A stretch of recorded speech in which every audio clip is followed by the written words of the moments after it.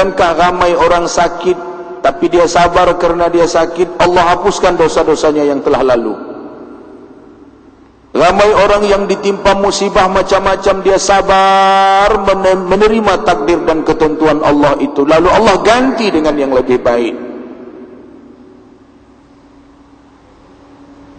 Qul la yusibana illa ma kataballahu lana huwa maulana. Allah penaung kita.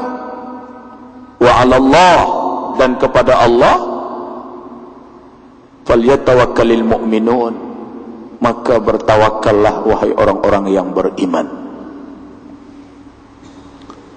Serasalah doa Nabi Musa ini, ayat ini kita baca selalu berulang-ulang, siang, malam, pagi, petang. Tak ada time yang kira-kira lebih sesuai, kecuali semua masa itu boleh pakai hanya ketika kita di dalam bilik air. Janganlah baca doa tu lepas solat, di dalam solat, di luar solat, di luar rumah, ketika nak membawa kenderaan, selain daripada subhanalladzi sakhkhara lana hadza dan sebagainya. Tambahkan dia dengan ayat ini ataupun dengan doa Nabi Musa. Jika kita sedang berdepan dengan persoalan, kita akan masuk mahkamah misalnya, nak pertahankan kebenaran kita, nak memperjuangkan kebenaran dan keadilan, okey, baca doa Nabi Musa ini. Allahumma lakal hamdu wa ilaikal mushtaka wa antal musta'an wa la hawla wa la quwata illa billah. Jalan, jangan bimbang, jangan ragu. Ada juga orang baca ayat ini, baca doa ini, tapi yakinnya kurang, bimbangnya banyak, tak jadi. Sekali kita sudah mengadu kepada Tuhan, yakinlah. Siapa lagi yang kita nak yakin kalau bukan Tuhan?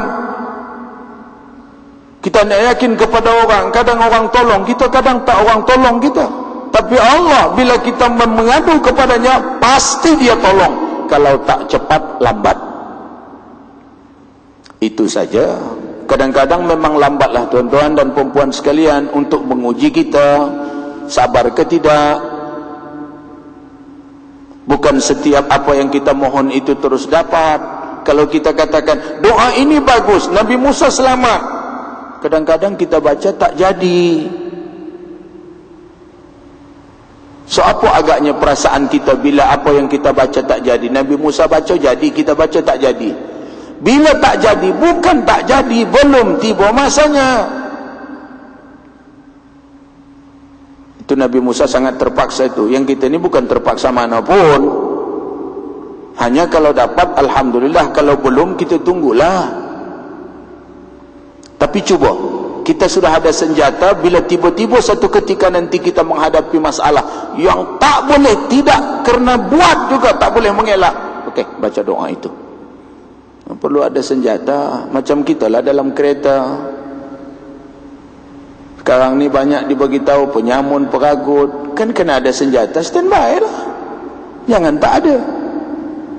Senjata apa? Ya apa-apalah. Kadang-kadang ya senjata kita dia punya lock tu pun boleh lah. Boleh mainkan lah itu kalau terpaksa tu. Ada yang menyediakan pisau ke dalam kereta. Bukan saja-saja, tidak. Kalau ada orang yang nak melakukan macam-macam dengan kita, itu. Jadi persiapan itu penting. Di rumah kita penting ada bubur, gantung balik pintu tu, biar senang sikit belakang pintu tu. Jadi bila ada orang yang macam-macam, kita tahulah mana kita nak khabar kan. Selain daripada kita bertawakallah juga kepada Allah. Jangan main belasah aja. Allah bagi kekuatan itu. Kalau ada paduan di antara ingatan kita kepada Allah dengan tenaga yang ada yang diberikan oleh Allah. Hanya Rasulullah dalam menyebarluaskan Islam, Nabi bukan berdoa dan bertawakal sahaja. Beliau berjuang, beliau memanggul kepala pedang, beliau maju ke medan perang sambil beliau berdoa. Beliau mengatur strategik, bukan main serang membuta tuli begitu. Ada strategiknya. sampai dia tubuhkan pasukan memanah, pasukan berkuda, pasukan menombak, pasukan berjalan kaki, siraya, semua ada. Dan sampai musim pun diambil kira, musim perjuangan. Jangan berjanji perang musim begini, tengok musim sesuai, tempat, keadaan, ambil kira. Sebab itu maka kenapa ada perang Badar? Karena mereka bertemu di Badar. Kenapa ada perang Uhud? Mereka bertemu di Uhud. Kenapa perlu ada perang Khandaq? Khandaq itu benteng, longkang besar digali, tanahnya dijadikan benteng. Ternyata strategik dan percaturan yang dibuat oleh Rasulullah, hasil daripada gabungan fikrah para sahabat itu menjadi, mereka berjaya. Dalam 29 kali siri peperangan yang disertai oleh Rasulullah, hanya 2 kali saja yang agak sekali kalah, sekali seri, lainnya menang.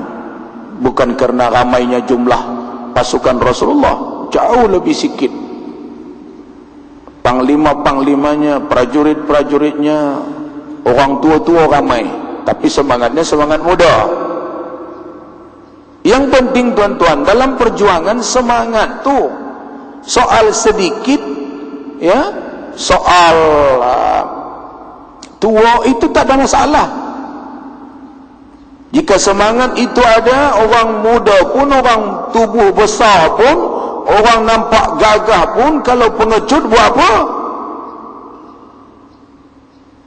Jadi di mana-mana perjuangan diperlukan ketabahan. Ya, kalau kita kalah macam mana? Kalau kalah itu kan takdir Allah. Kan tidak selamanya orang perjuangkan kebenaran itu menang terus. Ada kalah, ada mati, ada susah, ada. Jangan pula kita mengira-ngira pula kalau yang kita perjuangkan itu benar, lalu tak ada lagi kesusahan, lalu tidak ada lagi kekalahan. Silap. Namanya saja berjuang, ada kalah, ada menang. Kalau tak nak mendengar kalimat kalah tak apa, dengar juga kalimat menanggung. Menanggung, kalah lah tu. Jadi ada ketikanya kita menang, ada ketikanya kita menanggung kekalahan. Tuan-tuan dan puan-puan sekalian, jangan risau. Perjuangan tidak pernah menjanjikan semata-mata kemenangan. Kalau menang, alhamdulillah. Tapi kita sudah berjuang. Macam orang berdoa lah tuan-tuan. Kalau kita berdoa, Allah belum kabulkan doa, kira-kira kita rugi ke? Rugi ke kita kalau Allah tak kabulkan apa yang kita minta?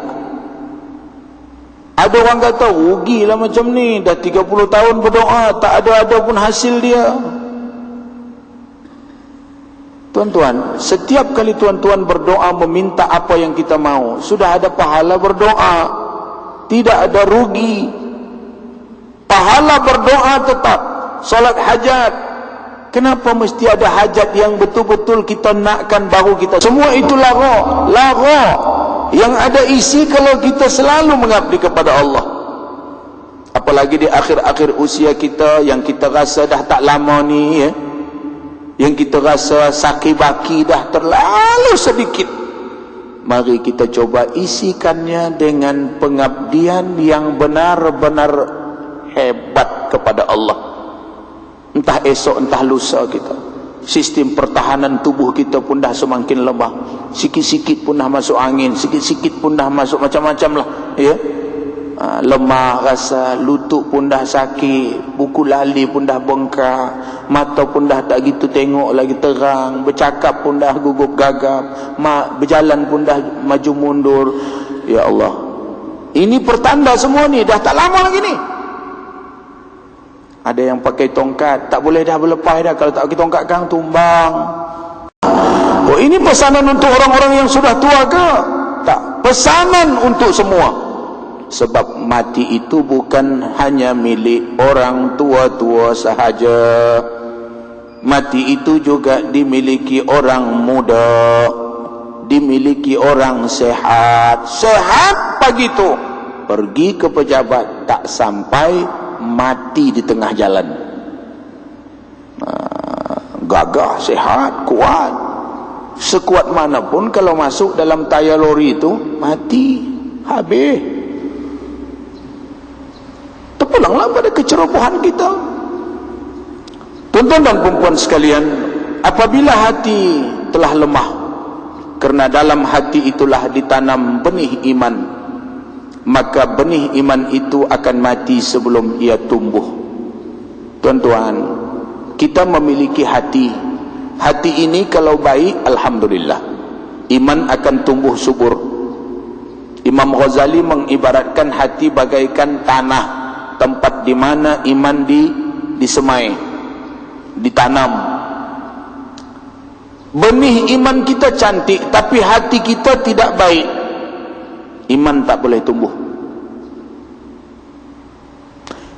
Hati bagus, iman ditanam, subur, bagi baja lagi subur, akan banyak menghasilkan bunga dan buah. Antara buah iman adalah ihsan, ikhlas, sabar, tabah, penyantun, pengasih, penyayang, pemaaf, toleransi, apa lagi? Banyak lagi buah-buah yang akan tumbuh macam-macam daripada iman yang telah subur. Pokoknya rindang, bunganya lebat, buahnya banyak. Tapi janji dulu, tempat tumbuhnya tu kena subur, kena tanah yang tempat tumbuh tu kena subur dan bagus. Sebab itu hati kena belah. Jagalah hati, jangan kau nodai. Jagalah hati, lentera hidup ini. Jika hati telah rusak, semuanya serba tidak, semuanya akan sesak. Jika hati akan baik, semuanya akan sempurna. Jaga hati, jaga iman. Kita punya iman yang seperti ini, kita rasa sekuat mana iman kita untuk bertahan, menahan segala cubaan yang akan diberikan oleh Allah Subhanahu wa taala. Ya, dia berdepan dengan nafsu, hawa nafsu segalanya dia mau. Iman, nafsu mau itu, nafsu mau ini. Apa bicara iman? Dia boleh lawan ke, atau dia boleh cover ke, atau dia akan ikut dengan kehendak hawa nafsu nanti? Sukar iman menjadi ikutan kepada hawa nafsu. Biasanya nafsu yang jadi ikutan kepada iman. Hari-hari kita mengikut hawa nafsu. Kejap lagi kita nak ikut hawa nafsu ni, nak sarapan pagi dah pukul 8, nak ikut hawa nafsu lah tu. Itu ikut hawa nafsu yang wajar. Biasalah, tak sarapan, taklah selesa, taklah sehat, tak makan, mungkin boleh jadi matilah. Okey, itu nafsu.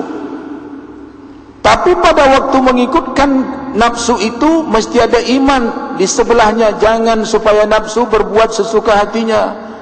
Makan sampai kenyang, makan sampai bosan, makan sesuka hati. Itu nafsu belaka. Iman kata, jangan. Makan hanya ikut keperluan. Jadi kita kontrol lah. Berjalan boleh, tak ada masalahnya berjalan, tapi jangan banyak sangat berjalan sampai mau pingsan.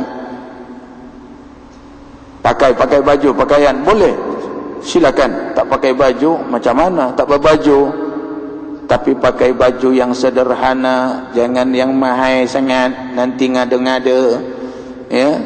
Ya, nanti ngada-ngada, nyanyi tunjuk-tunjuk. Pakai perhiasan, kata nafsu, boleh, apalah salahnya kan, agar hati kita senang. Tapi jangan lebih-lebih pula sampai gelang macam rantai bersikal besarnya. Ya, rantai itu macam rantai bersikal tu, motosikal besar sangat.